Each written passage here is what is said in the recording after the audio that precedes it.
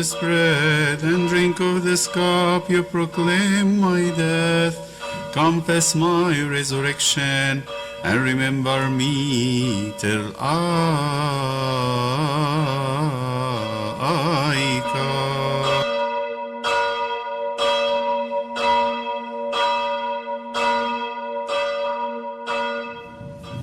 In the name of the Father, and the Son, and the Holy Spirit, one God. As we draw near to the end of the Coptic year, we are coming closer to the season of the harvest, especially harvest of fruit. And today we read the parable of the vineyard. As you know that August, September is the time when the people who have vineyards collect their grapes. So the Lord is giving us a parable about the vineyard today. And together with the rest of the reading, let's start with the gospel, but the rest of the reading also is pointing somewhere. It's saying there's a vine, a grape garden, big, not just one tree of vine, of grape. The grapevines in a place are handed over by the owner to people to work it, take care of it, and in time of fruit, to bring its fruit. That was the custom in old times. An owner is a rich man who has many things. He cannot do everything by himself, so he hires workers. At the end of the harvest time, they should bring him most of the fruit and keep some for themselves as their wage. So that's how the deal was. And still today in farmer communities. You send the worker, they get some of the fruit, you give most of it to the owner as due pay. So in this case, the Lord is giving us this parable. He said, there's an owner of a vineyard who send workers and they take care of the vineyard from year to year. Apparently, they didn't send him anything, which means they actually are taking possession of the vineyard. They think of themselves as owners. So he said, okay, let me send messengers. Maybe they forgot. Just give them a benefit of the doubt. Maybe they forgot, which is something it's not easy to think about. So he sent those messengers, one group after one group, and every time he sent a group, they reject them, beat them, do all kinds of bad things to them. So it's very clear that they actually didn't forget. They actually are blatantly taking over the vineyards. And then eventually he said, maybe my son. Maybe they think they are not serious. Maybe these messengers are not important in their eyes. They belittle them. Let me send my son. So when he sends his son, they showed themselves to be evil. Not just thieves, but murderers. So they took the son out and said, if we kill the son, we guarantee that nobody's going to take the vineyard from us. So they took the son and killed him. So the leaders in Jerusalem, Jesus spoke this parable to them, understood. He was talking about him. Let's just analyze the situation a little bit. The leaders in Jerusalem were appointed by God in the temple and in the city to teach people and to bring them closer to God. That's the vineyard. The vineyard is Israel. They were responsible for them, for the people, to bring them closer to God. So that God, when He visits Jerusalem, will see mercy, justice, good virtues, patience, kindness, goodness. But those teachers and those leaders didn't care much for that. So when they saw these fruits, they wanted it for themselves. They want the people to be submissive to them. They want the people to love them. They wanted the people to be patient with them. They wanted the people to be good to them. So the fruits are not for the owner, the fruits are for themselves. So Jesus is asking, what should the owner of the vineyard do? They didn't answer. So he answered for them. At the end of this gospel, he said, I'll tell you what he would do. He would come and destroy those vine dressers and give the vineyard to others. And when they heard it, they said, certainly not. Why did they say that? They understood. Certainly not.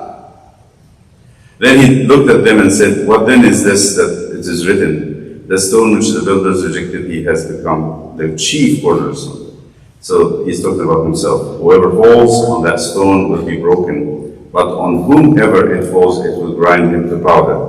So if somebody is standing in the way of that stone, will be ground, will be powder. But someone that actually stumble on it might break something. To stumble on Christ is to not recognize him, but where Christ falls on is somebody's taking his place. See that? So when the stone falls, it falls in a spot. It has to be laid in a spot. So that spot, where if there is something in that spot taking the same place, what will happen to that thing? Will be smashed completely. But if someone actually walking by and see him, and not seeing the stone and stumble over it, will break a leg and stuff. So he's talking about a false messiahs will be ground, but the people who does not recognize who Christ is might be broken, not ground, which gives them hope that they will actually understand him later.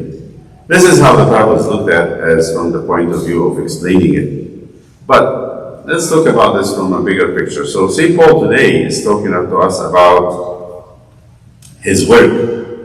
Okay, so what's St. Paul doing in this epistle? He's saying, am I not an apostle? Am I not free? Have I not seen Jesus Christ our Lord? Are you not my work in the Lord? What is he in this? If we add this to the Bible, what is he? Is he a vine dresser or he is a messenger? He's a messenger. An apostle means a messenger. So he represents Christ to his congregation, to the people that he evangelized to. If I'm not an apostle to others, yet doubtless unto you, for you are the seal of my apostleship in the Lord. What's he saying here? Do not reject me. Do not treat me bad, because I don't represent myself. I'm a messenger from Christ.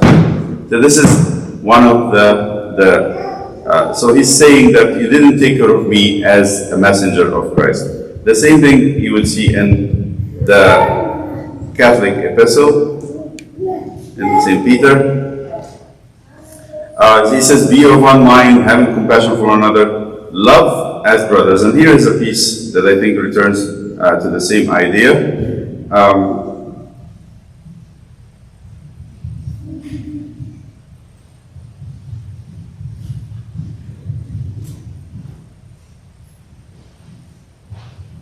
It talks about the persecution for the sake of Christ.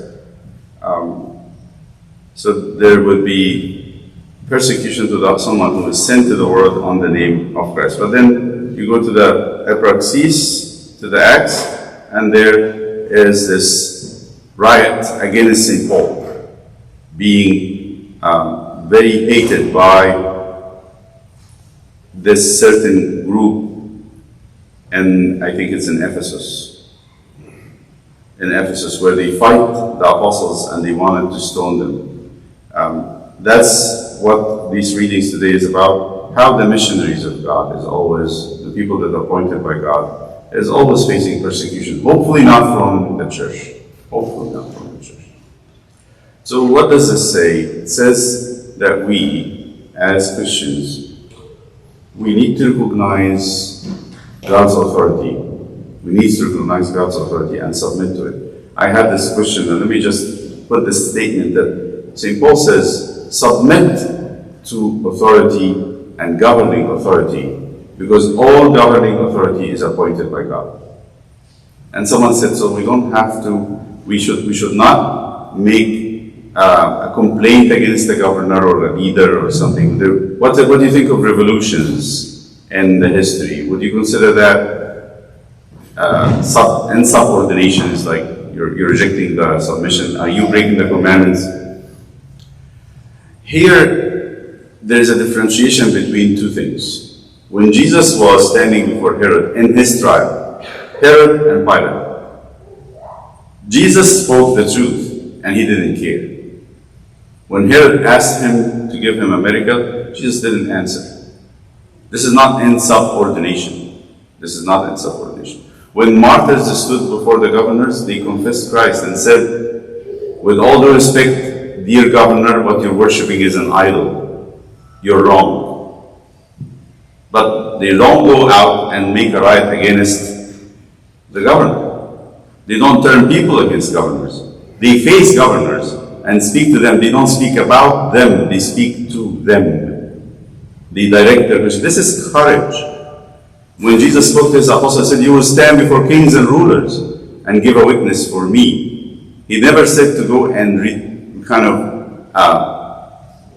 turn over the rule of anybody.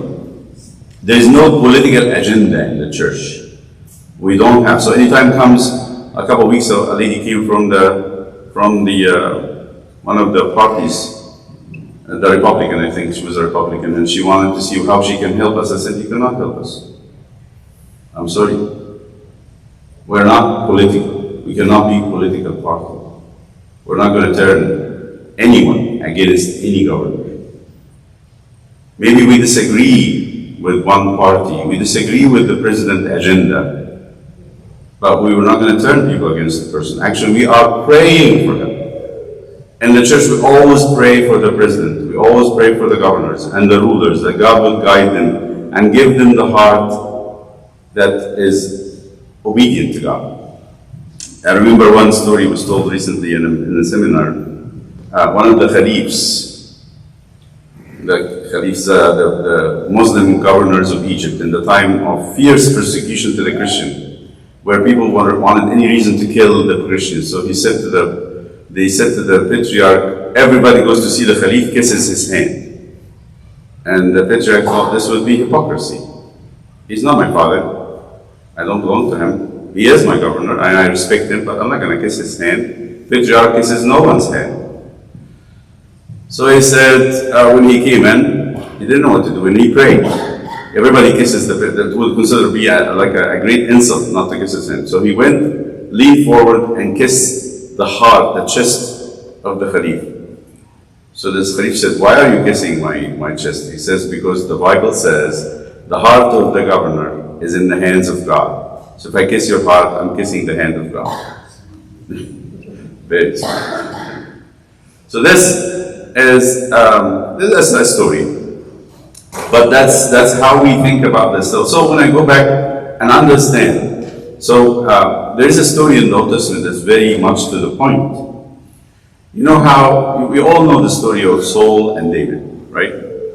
David was a young man who, at the time of King Saul, when Saul was a king, the first king of Israel, in position, God told Samuel, go anoint this young man a king.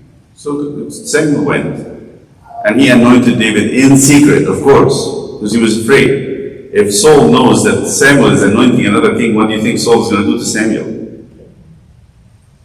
So he did it in secret. Then comes Goliath and the story of Goliath, and then David was known as the slayer of the giant.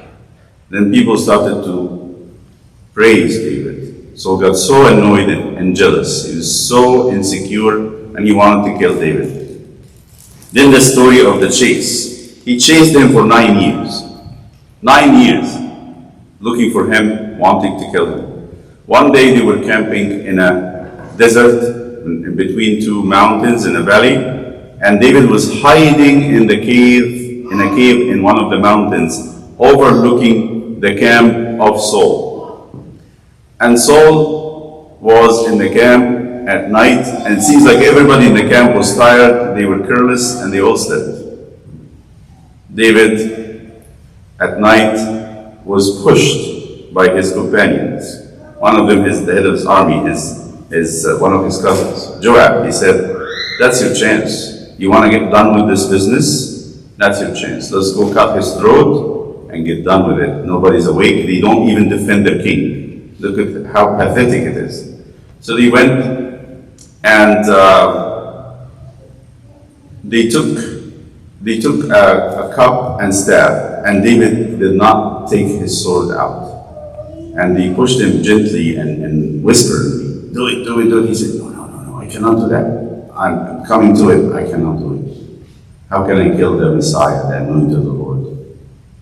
He's evil. He's possessed by a demon. He said, no, no, no, no. That would be not my doing. If God wants, He will finish it Himself, but I cannot do that. For my personal gain, I will never do it.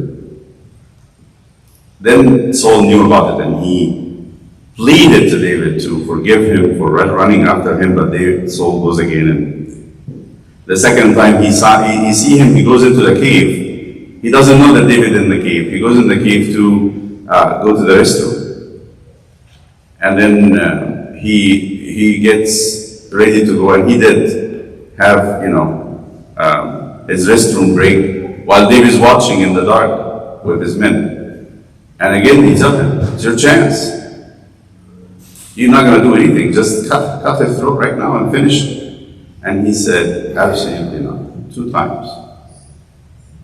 Which tells us, from David's point of view, this is not an action against a human being. It's an action against God. And then the apostles teach us to subordinate, to submit to authority. Because he said all authority is from God. And if you think about it, starting from parents onward, it's all arranged by God. You fight an authority, you might be fighting against God and you don't know it. Yes, you can say something wrong, you should say, and should not be a coward, God forbid. We should not be cowards. If something is wrong and you know it is wrong, we should voice it up. If it is important enough, something to die for, then be ready for it. If it is not important, just voice your opinion and don't insist on it. But don't turn people against authority. Don't turn people against authority. A bishop, a priest, a father, a mother, a job manager, a leader, a governor, a president. That's not right at all. And let's be careful, because in our Christian life, more than any other religious or philosophical group, we are very concerned with the truth. And the truth might be a very fine line between 2 extremes, but just a fine line. So somebody might say, that's not my business, let it burn, I don't care. No, that's not a Christian attitude. And someone else says, that's an evil man, let's get rid of him. I'll turn everybody against him. That's also it's not good. But the fine line says, I will say the truth in love. God asked me to honor the authorities because they are arranged by God. I will do. I will disrespect no one. And the teaching of the New Testament says, submit to your parents. Submit to your husband. Submit to one another. Submit to your elders. That submission, that going under, that agreeing to be under someone is godly. One of the beautiful verses in the canons of the church, beautiful says, Peter speaks. That's on the tongue of Peter. I don't know if it's really Peter or somebody else wrote it, belonged to me. They said, although Stephen was a deacon, an archdeacon, and he is the only one amongst us who saw heaven open with Christ sitting on the right side of the Father, he never felt on top of us. He never acted that he's more than a deacon or archdeacon. But he was a saintly man. Here is something for us to submit. It doesn't mean anything with value. It's not about value. It's an order, which is totally different. You might have somebody who is not as knowledgeable as you, be a parent or be a governor. You might have someone who is not really as strong as you. You might have someone who has all kinds of weaknesses. But he is in that order, appointed by God. We submit to him. Knowing that he has weaknesses, it's okay, fine. He has a weakness, it doesn't matter. So that Stephen, in holiness, in status with God, was much more than the apostles. But his rank in the church was a deacon. So he had to submit to Peter. Peter never saw heaven open with Christ sitting at the right side of the Father. He never did. But Stephen was graced and given lots of grace, although it has nothing to do. So in our mind, if we have children who say, how come this person is on top of me? I hate it. I don't like it. How come? Hey, I'm much better. I'm 10 times better than them. Why they are on top of me? That's unfair. No, it's not unfair. If God wanted this way, I submit to this person because I'm submitting to God. Even if on my mind I think I'm better than them. Who knows? Who knows? So there is something for us to think about when we are children, we are in a family, and sometimes a husband needs to submit to the wife, sometimes a husband needs to submit to the children if they are right, if they are humble. You say, this time my child was right, and if it's true, I submit to truth, even if I thought otherwise. But generally speaking, everybody should be careful to submit to the authority on top of them. That is the message of today. Otherwise, the recognition of that vine dresser to the messenger, they kind of completely dismissed the authority of the vine owner. They dismissed it. They said, he's not our owner, that's why we're going to treat those messengers horribly. It means we don't acknowledge them. We don't acknowledge them, we don't respect them, we don't want to do anything with them. That's what this is about. So we have to be extremely careful with that. One thing is to insubordinate, to kind of turn over everything and take over things. And another thing is to be respectfully and lovingly disagree, which is totally different. It's not exactly the same. We have all these fine-tuning things that we have to work on. I hope that every one of us today take the advantage of this gospel and examine our attitude toward messengers, toward authority. How are we doing? Parents, husbands, elders, priests, bishops, patriarchs, governors, presidents, police. How are you treating the police, even if they are harsh? How you treat the police? How you treat the court when you're in court? All these authorities, I have to think about it.